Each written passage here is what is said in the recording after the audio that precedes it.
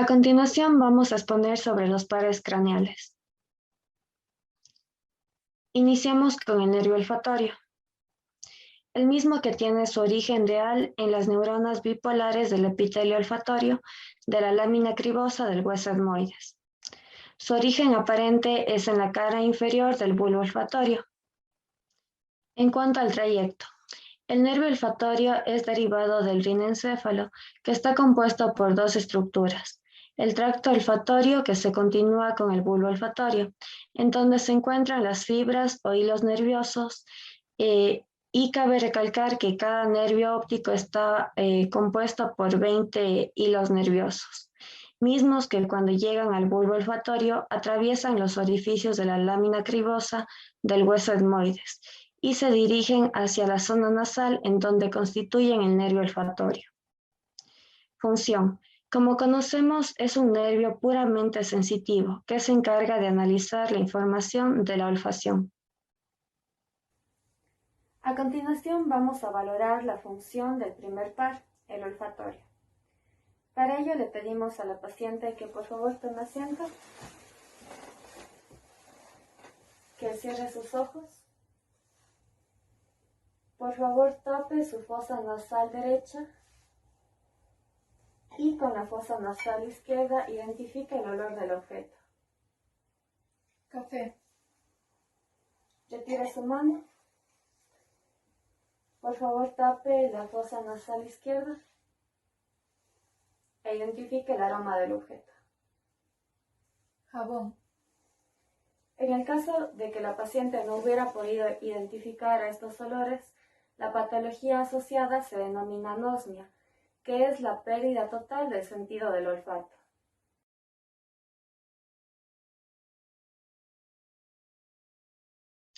Nervio óptico. Su origen real está a nivel de la retina, que es la capa que rodea el globo ocular. Origen aparente. Se encuentra a nivel del polo posterior del globo ocular. Trayecto. Tiene un trayecto de anterior a posterior, es decir, desde la retina hasta la cisura calcarina del lóbulo occipital. En este recorrido se conecta con su parte central, es decir, con el diencéfalo, a nivel del cuerpo geniculado lateral, que como conocemos posee una función visual, y con el mesencéfalo a nivel de los colículos superiores, luego con la protuberancia, con el bulbo y con la médula espinal, de manera especial con el tracto tectoespinal. En la segunda imagen podemos apreciar a las fibras del nervio óptico, que como conocemos son dos, las fibras mediales o nasales, las mismas que se entrecruzan a nivel del quiasma óptico, y las fibras laterales o temporales, que pasan ipsilateralmente de forma directa al lóbulo occipital. Función. Como su nombre lo indica, es un nervio sensitivo que se encarga de la visión. Para la valoración del nervio óptico se evaluará la agudeza visual, la visión de colores y los campos visuales en cada ojo por separado. Para evaluar la agudeza visual utilizaremos una cartilla de pared de Snellen, la misma que ya fue colocada a una distancia adecuada, es decir, a 2,8 metros. A continuación le vamos a pedir a la paciente que por favor se dé la vuelta y que cubra su ojo derecho y lea las letras línea por línea hasta que cometa un error. Primera línea. E, F, P, T, O, Z, L, P, E, D, P, E, C, F, D, E, D, F, C, Z, P, F, E, L, O, P, Z, D, D, E, F, P, O, T, E, C. A continuación realizaremos el mismo procedimiento con el ojo contrario. Ahora evaluaremos la visión de colores. Para ello utilizaremos la siguiente tarjeta. Y le vamos a pedir a la paciente que por favor identifique el número que se encuentra en la misma. Es el número 5. Finalmente vamos a valorar los campos visuales por confrontación. Para ello, la paciente y yo nos cubriremos un ojo. Y le vamos a pedir a la paciente que mire fijamente mi nariz, mientras que yo voy a mover mi dedo índice desde la periferia hacia el centro, hasta que la paciente logre visualizarlo. ¿Lista? Empezamos. Ya.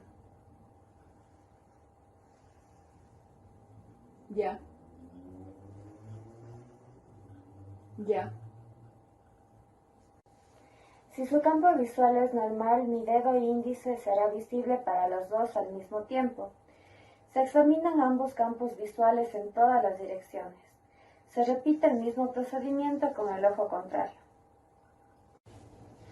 En el caso de que la paciente no hubiera realizado el examen de manera correcta, la patología asociada podría tratarse de una hemianosmia, si existe pérdida en la mitad del campo visual, o de una cuadrantanosmia si está afectada la cuarta parte del campo visual.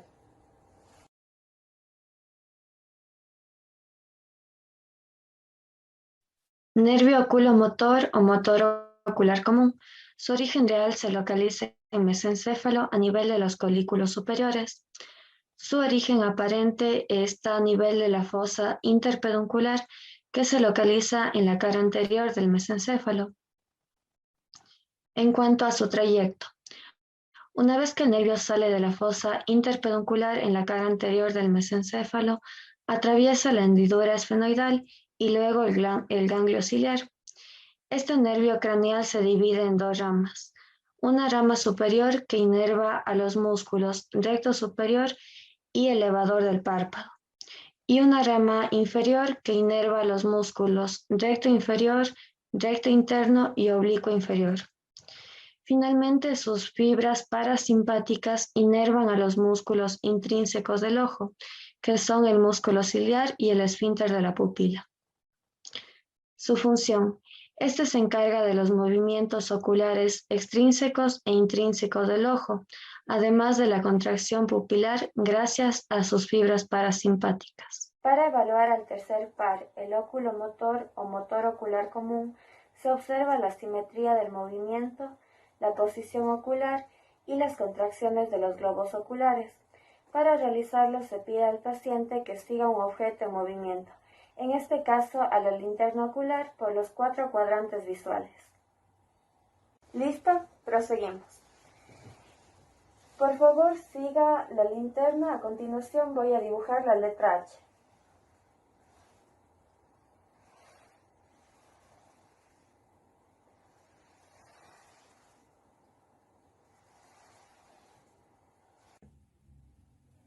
Ahora se evaluará la contracción pupilar, para la cual se debe tener en cuenta la forma, el tamaño y la simetría de la pupila. Como podemos observar, las pupilas de nuestra paciente son isocóricas. También se valora la respuesta pupilar ante estímulos lumínicos. En este caso alumbraremos con una linterna cada ojo, observando la contracción pupilar y la respuesta consensual, mirando si cada pupila se contrae cuando se alumbra con la linterna al ojo contrario. Proseguimos.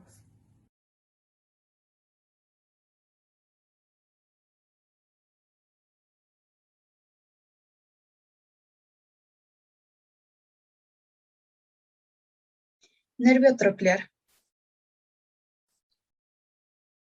El nervio troclear es un nervio motor cuyo núcleo de origen real se encuentra en el mesencéfalo, mientras que su origen aparente se encuentra en la cara posterior del mesencéfalo, por debajo de los colículos inferiores. Trayecto. Desde el mesencéfalo sus fibras se entrecruzan en la cara posterior y proceden a salir de la misma por debajo de los colículos inferiores. De ahí se da la vuelta pasando por las caras laterales del mesencéfalo. En su parte inferior, rodea los pedúnculos cerebelosos superiores, que se encuentran ubicados en protuberancia. De allí sigue hacia adelante y rodea los pedúnculos cerebrales, ubicados en la cara anterior del mesencéfalo.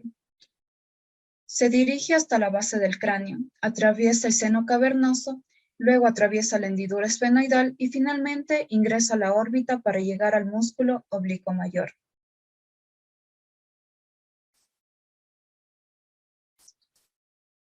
Al llegar al músculo oblicuo mayor, va a cumplir la función específica del mismo, que es la de rotar al ojo, llevar el ojo hacia abajo y realizar el movimiento de aducción, es decir, hacia adentro. Ahora vamos a presentar el par craneal número 4, el troclear. Para ello le pedimos al paciente que por favor tome asiento y con la ayuda de algún objeto, o a su vez puede ser con nuestro dedo, a una distancia de aproximadamente 45 centímetros, le vamos a pedir al paciente que siga el movimiento de la misma con sus ojos sin mover la cabeza. Ahora va a seguir el movimiento con sus dos ojos. Luego se va a proceder a evaluar cada uno de manera individual, así que por favor cubra su ojo derecho. Sigue el movimiento con sus ojos sin mover la cabeza. Descubra su ojo derecho, por favor. Y ahora cubra su ojo izquierdo. Sigue el movimiento sin mover su cabeza.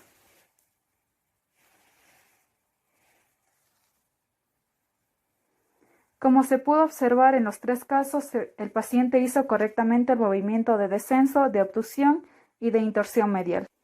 Si el paciente no hubiera podido realizar estos movimientos, se lo relaciona con una parálisis del nervio troclear, generalmente dada por un traumatismo craneal, en donde el ojo afectado no puede realizar movimientos hacia adentro ni hacia abajo, dando lugar a una diplopía vertical.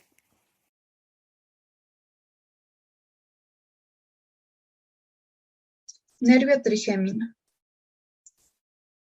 El nervio trigémino presenta tres núcleos de origen real, uno en médula espinal, que es sensitivo, otro a nivel del mesencéfalo, que es motor, y el núcleo principal ubicado en protuberancia, que es motor y sensitivo.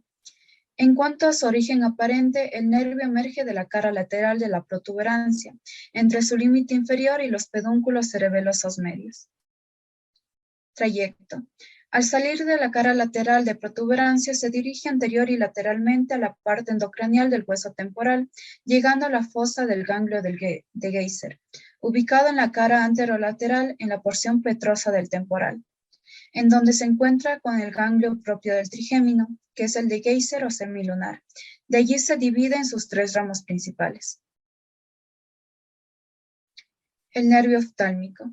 Este es un nervio sensitivo, el cual atraviesa la fisura orbitaria superior y se divide en tres ramas, que son la rama frontal, la rama nasal o nasociliar y la rama lagrimal. Nervio maxilar. Este es un nervio sensitivo que atraviesa el agujero redondo mayor, emitiendo los siguientes ramos de su trayecto, que son los nervios maxilares superiores, el nervio cigomático y el nervio pterigopalatino. Finalmente, sus ramos terminales llegan hacia los alvéolos superiores, caracterizados porque estos se encuentran a nivel de la fosa pterigopalatina, junto al ganglio pterigopalatino, que es el ganglio de función parasimpática. Y por último tenemos el nervio mandibular. Este es un nervio mixto que atraviesa el foramen oval y se dirige a los alvéolos inferiores hacia los músculos de la masticación. En cuanto a la función del trigémino, esta es mixta. Sin embargo, la principal función va a ser la sensitiva, percibiendo las sensaciones de dolor, temperatura, tacto, presión, vibración en toda la región de la cara, de la cavidad oral, de las fosas nasales y en la córnea, dado por sus tres ramos principales.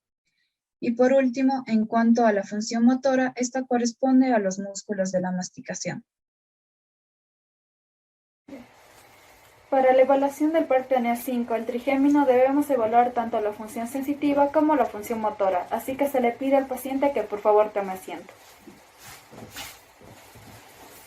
Primero vamos a evaluar la función sensitiva de las tres ramas principales, que son la oftálmica, la maxilar y la mandibular. Para ello se pide que si usa lentes de contacto, por favor retirarlos, ya que estos pueden interferir en el examen. Ahora, con la ayuda de un algodón, pedimos al paciente que mire hacia arriba y a lo lejos, mientras nosotros nos acercamos desde uno de sus lados fuera de la línea de visión y evitando el contacto con sus pestañas, rozamos ligeramente la córnea del paciente. Esto nos permite evaluar el reflejo corneal. Ahora le pedimos que por favor cierre sus ojos y me señale el lugar en donde le voy a tocar.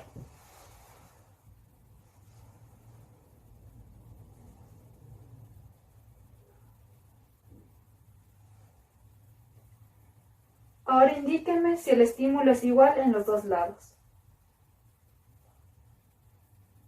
Es igual. Es igual.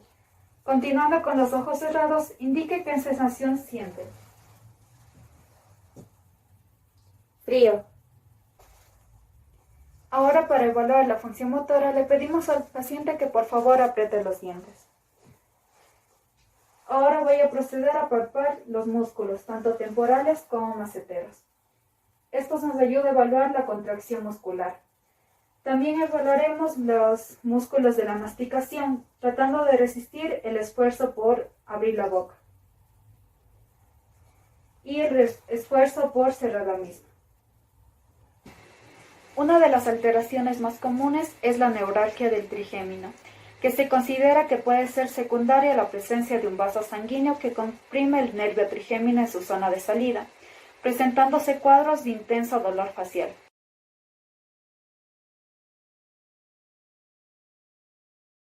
Nervio abducens. El nervio abducens presenta un núcleo de origen motor originado en protuberancia a nivel del colículo facial, mientras que su origen aparente corresponde al surco vulvoprotuberencial. Trayecto. Al salir del surco vulvoprotuberencial se dirige anterior, lateral y superiormente ingresando al seno cavernoso y recorriéndolo de posterior a anterior. Finalmente ingresa a la órbita por la fisura orbitaria superior, llegando hasta el músculo recto lateral. Al llegar al músculo recto lateral o externo, realiza un movimiento ocular hacia afuera, es decir, de abducción. Para la evaluación del par craneal 6, el abducens, le pedimos al paciente que por favor tome asiento. Y con ayuda de un objeto o a su vez con nuestro dedo, a una distancia de aproximadamente 45 centímetros, le pedimos que siga el movimiento de la misma con sus ojos. Para la evaluación le pedimos al paciente que por favor cubra su ojo derecho. Y con su ojo izquierdo siga el movimiento. Ahora por favor descubra su ojo derecho y cubre el ojo izquierdo. Y siga el movimiento.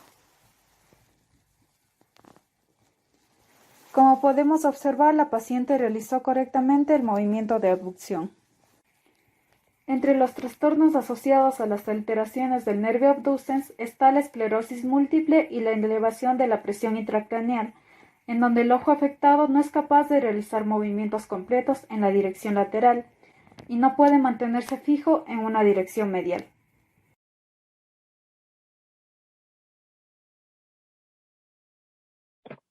A ver. Séptimo par craneal. Este corresponde al nervio facial, que es un tipo de nervio mixto que tiene funciones tanto motoras como sensoriales. El origen real nace de 3 sitios distintos.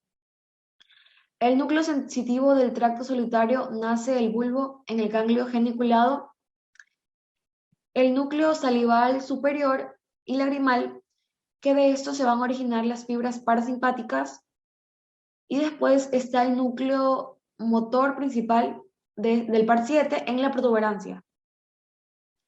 El origen aparente es en el surco bulbocontínuo de la fosita lateral. Su trayecto sale del bulbo protuberancial atravesando el ángulo pontocerebeloso junto con el par 8 para posteriormente ingresar por el conducto auditivo interno, para después ingresar al conducto facial.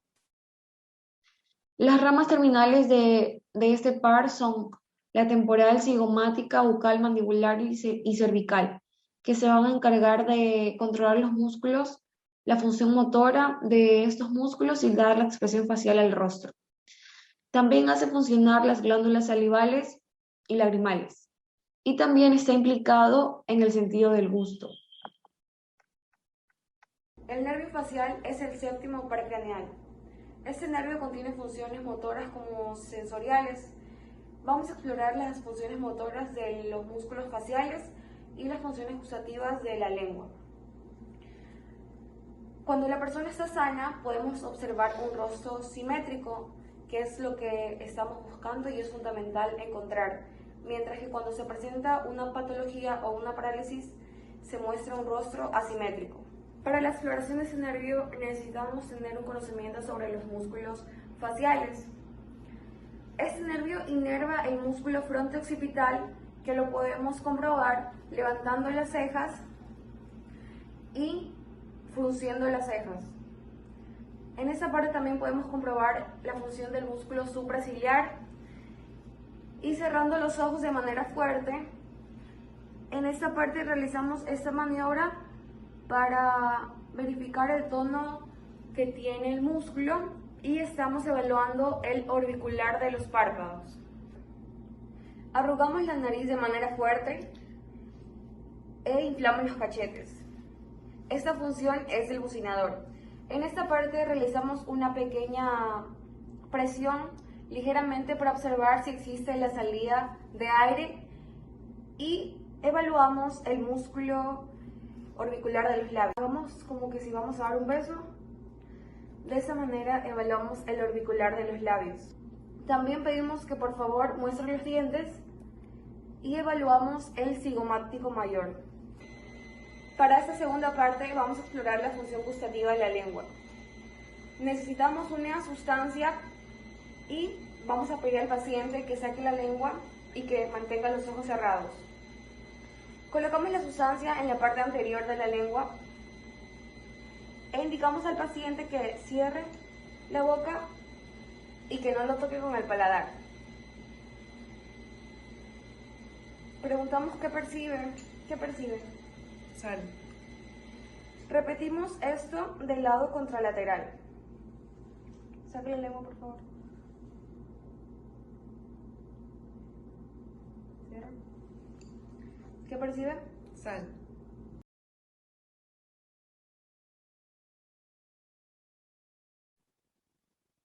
Octavo par craneal. Este corresponde al nervio vestíbulo coclear. Es un tipo de nervio sensitivo. Su origen real es en los núcleos cocleares y vestibulares del bulbo y protuberancia. En la rama coclear, el ganglio de Corti, que se encuentra en la cóclea, y en la rama vestibular, en el ganglio de Scarpa, situado en el oído interno. El origen aparente sale de la fosita lateral del surco bulbo protuberancial.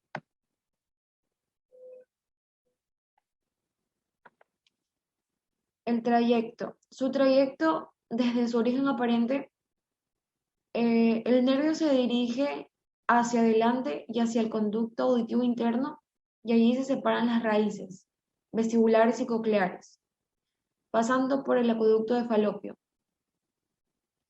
De los cuadrantes posteriores de los nervios vestibulares, que en su recorrido presenta el ganglio de Scarpa, penetra el oído membranoso y termina en las crestas de los conductos semicirculares y en las máculas del utrículo y sáculo, que son las zonas del equilibrio.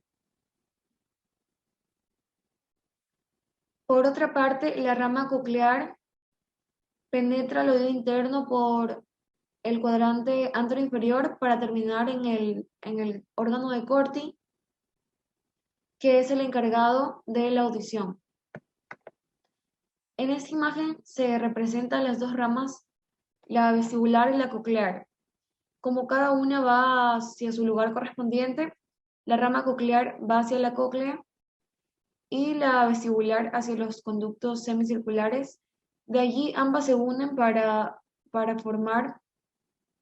luego ingresar al tronco encefálico por el surco bulbo protuberancial.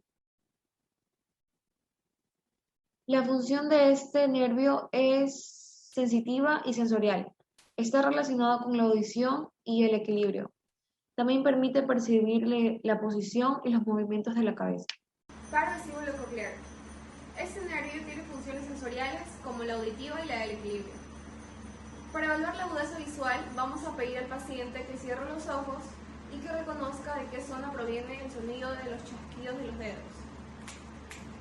Derecho. Izquierda. Para evaluar este par, también vamos a pedir al paciente que diga en voz alta las palabras que les vamos a susurrar. Buenos días. Ahí estamos. Buenas tardes. Para evaluar la función del equilibrio, vamos a preguntar al paciente si ha tenido antecedentes de vértigo o sensación de quino. ¿Ha tenido alguna vez? No. Vamos a realizar la prueba de Romberg. Colocamos al paciente en bipedestación y le pedimos que alce los brazos con las palmas hacia arriba, que abra las piernas y con nuestro pie de apoyo detrás de él sin tocarlo. Tenemos que estar alertas por si el paciente presenta sensaciones de mareo y le pedimos que cierre los ojos y ponga la cabeza hacia atrás. Si el paciente presenta mareos o desequilibrio es porque tiene una afección de origen cerebeloso. Para evaluar la presencia de vértigo vamos a realizar otra prueba llamada la de Dick's Cake. Esta prueba consiste en provocar anistagmos en el paciente colocando la cabeza hacia atrás con los ojos abiertos. Vamos a realizar giros rápidos de 30 y 45 grados.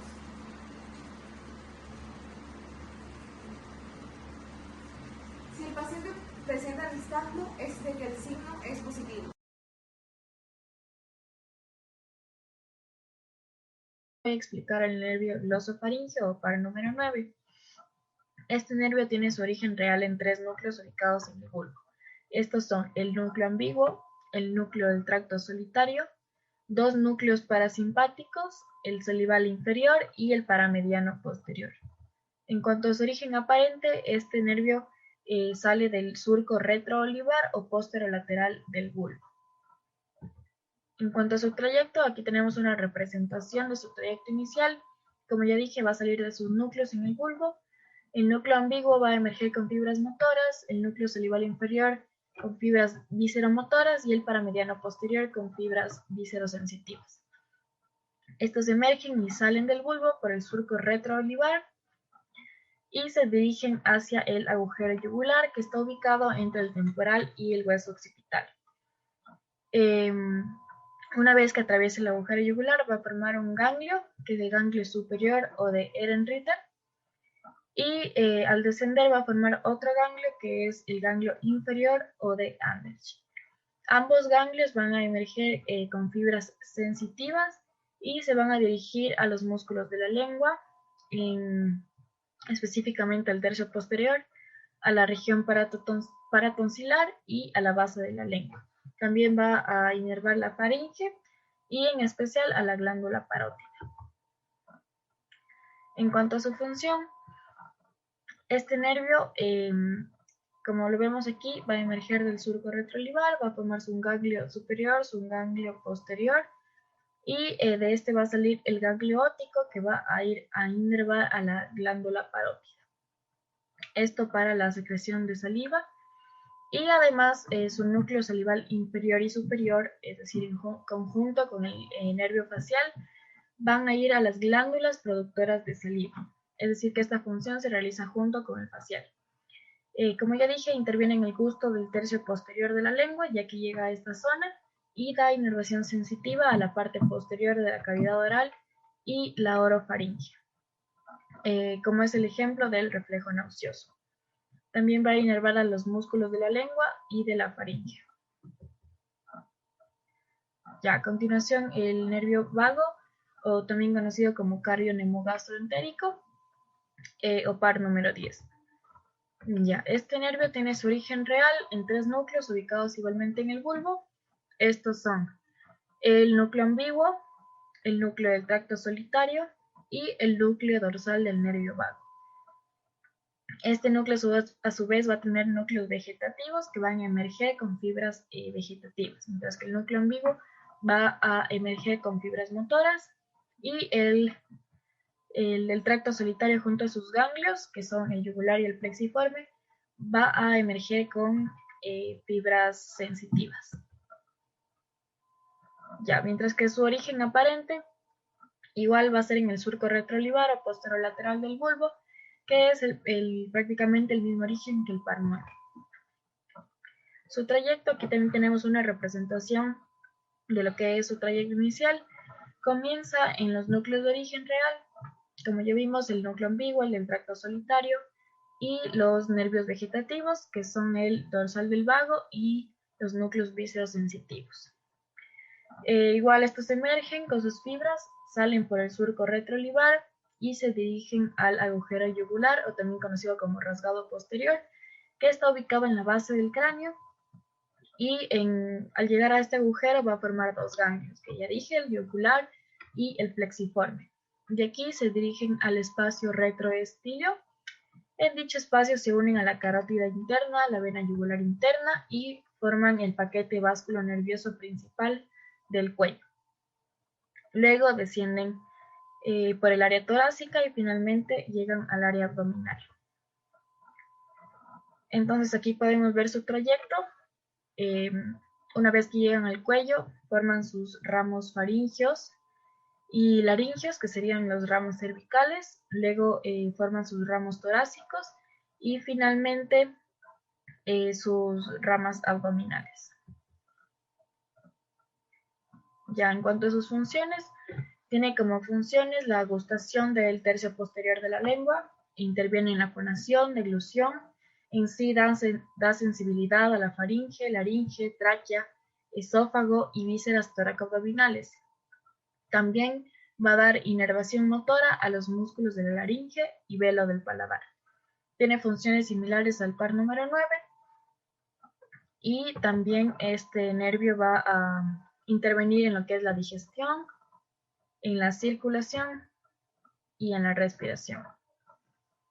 Ya, a continuación voy a explorar el par número 9 y 10, que son el glosofaringio y el vago, y los voy a explorar simultáneamente porque ambos cumplen funciones similares y prácticamente tienen el mismo origen. Por lo que primero le voy a pedir a la paciente que digiera un bocado de agua para evaluar su deglución.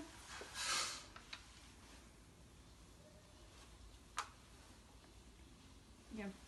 Bueno, aquí podemos ver que no tiene ninguna dificultad para deglutir, por lo que no presenta disfagia. Y ahora voy a proceder a evaluar su faringe. Ya. Acércate. Di A. Ya. Bueno, aquí evalué su úvula y su faringe, y al decir A, la úvula se mantuvo central, por lo que indica que no tiene ninguna alteración. Y ahora voy a evaluar el reflejo nauseoso.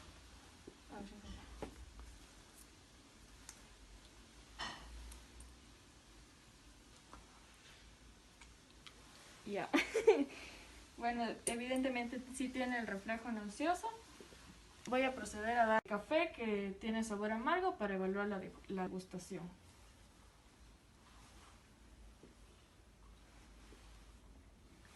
¿Sentiste el sabor? Sí. Ya. Entonces, en general del par 9 podemos ver que no tiene alteraciones, es decir, no presenta neuralgia del glosofaringio. Ahora voy a evaluar el par número 10, evaluando la voz. Di tu nombre. De ya no yo. Di la. La. Ta ta ta ta ta ta ta. Ta ta ta ta ta. Ga ga ga ga ga ga. Ga. Ya, evidentemente tampoco tiene problemas del habla. Ahora le voy a pedir que con su lengua empuje mi dedo.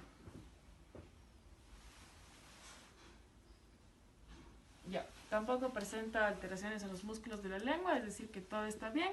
Algunas alteraciones de este par podrían ser arritmias, ya que el vago también inerva e interviene en la circulación. Y tampoco presentó disfonía, ya que pudo hablar bien. Le voy a también a medir para comprobar que no tiene arritmia.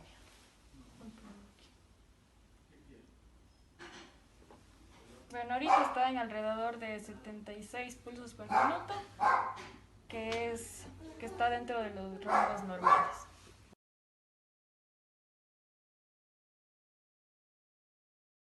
Ahora vamos a hablar sobre el 11º par craneal o nervio accesorio.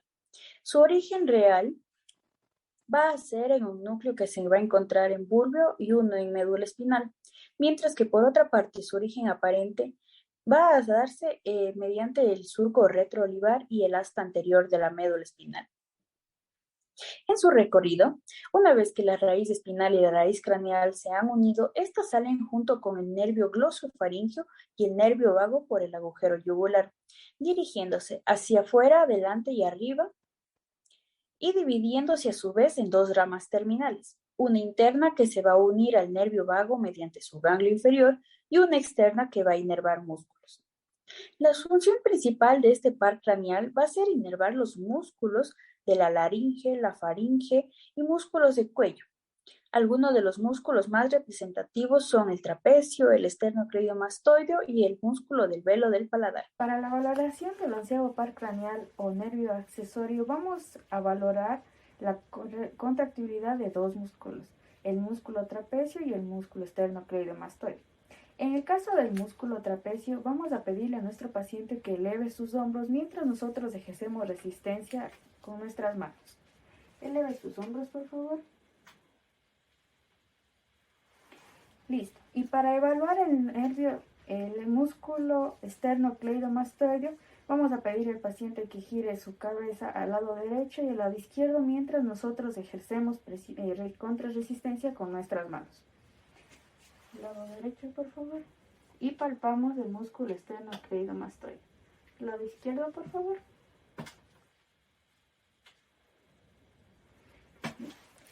Algunas de las patologías que se pueden encontrar afectando a este par craneal van a ser parálisis, lesiones, incluso atrofiamiento muscular. Algunos pacientes van a presentar lo que es el hombro caído en el lado en el cual este par craneal se encuentre afectado.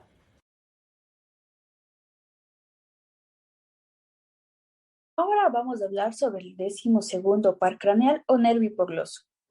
Su origen va a ser en un núcleo del bulbo, mientras que su origen aparente va a ser en el surco preolivar del bulbo.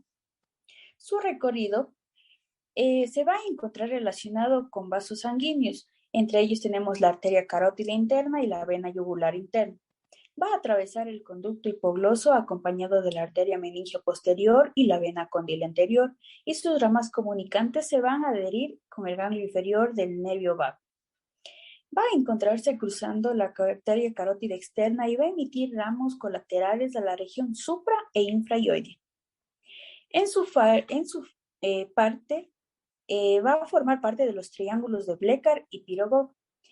Entra en el espacio que se encuentra entre los músculos hipoglosio, geniogloso y la glándula sublingual. Y anterior al músculo hipogloso se va a dividir en sus ramos terminales. La función principal de este par va a ser motora, pues se va a encontrar inervando los músculos tanto intrínsecos como extrínsecos de la lengua, lo que va a permitir a la persona el habla y la deglución. Vamos a continuar con la exploración del 12º par craneal o nervio hipogloso. Para evaluar este par vamos a evaluar la musculatura de la lengua de nuestro paciente. Le vamos a pedir por favor que abra su boca, que relaje su lengua, que saque su lengua, por favor. Muévala al lado derecho, al lado izquierdo. Listo. También vamos a ver cómo se encuentra la fuerza de la musculatura. Vamos a pedirle a nuestro paciente que empuje la mejilla derecha e izquierda y nosotros vamos a ejercer contrarresistencia sobre las mismas. Por favor. Empuje al lado izquierdo. Listo. Si es que en uno de los casos en los que se puede encontrar este nervio afectado va a ser la disartria o cuando se presenta debilidad o parálisis unilateral de la musculatura. También vamos a ver en caso de que este par se encuentre afectado que el momento en que el paciente saque su lengua, esta va a tener una desviación para el lado en el cual se encuentra fallando el nervio.